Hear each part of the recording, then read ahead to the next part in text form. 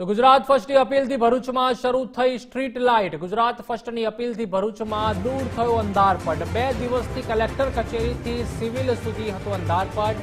ગુજરાત ફર્સ્ટના પ્રતિનિધિએ કોર્ટમાં કરી હતી અપીલ. મેજિસ્ટ્રેટ કોર્ટમાં 258 મુજબ અપીલ કરાઈ હતી. 8 કરોડનું બિલ બાકી હોવાથી સ્ટ્રીટ લાઇટનું કનેક્શન કપાયું હતું. મેજિસ્ટ્રેટની કોર્ટમાં અપીલ દાખલ થતા જી.બી. ભૂતણીએ સરકાર તરફથી લોન મંજૂર થતા બિલ ભરપાઈની બાહેંધરી. બિલ ભરવાની બાહેંધરી આપતા ફરી શરૂ થઈ સ્ટ્રીટ લાઇટ. સ્ટ્રીટ લાઇટ શરૂ થતા જ વાહન ચાલક રાહદારીઓમાં રાહત.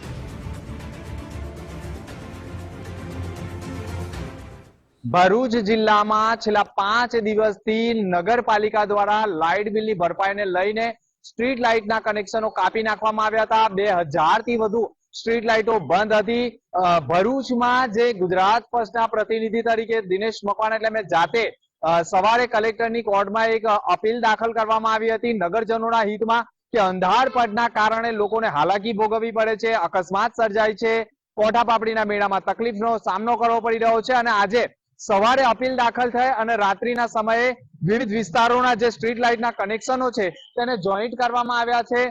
સ્ટ્રીટ લાઇટો શરૂ કરવામાં આવી છે. ભરૂચના કસક વિસ્તાર હોય, તુલસીધામ હોય, અનેક વિસ્તારોમાં સ્ટ્રીટ લાઇટો શરૂ કરી દેવામાં આવી છે. સવાલ એ છે કે સતત 1 વર્ષમાં ત્રીજી વખત સ્ટ્રીટ લાઇટ બંધ કરવામાં આવી હતી.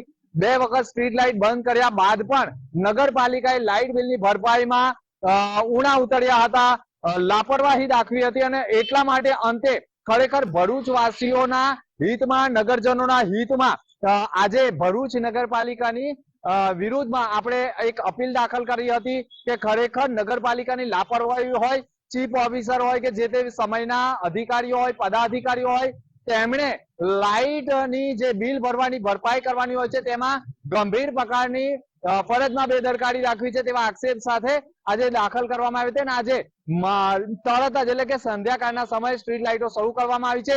તપાસ દરમિયાન એવી પણ માહિતી મળી કે લાઇટ બિલ તો બાકી જ છે, પરંતુ લાઇટ બિલ કમિટમેન્ટ આપવામાં આવી છે કે સરકાર દ્વારા જ્યારે પણ પૂરેપૂરી લોન મળશે તો પૂરેપૂરું બિલ ચૂકવવામાં આવશે.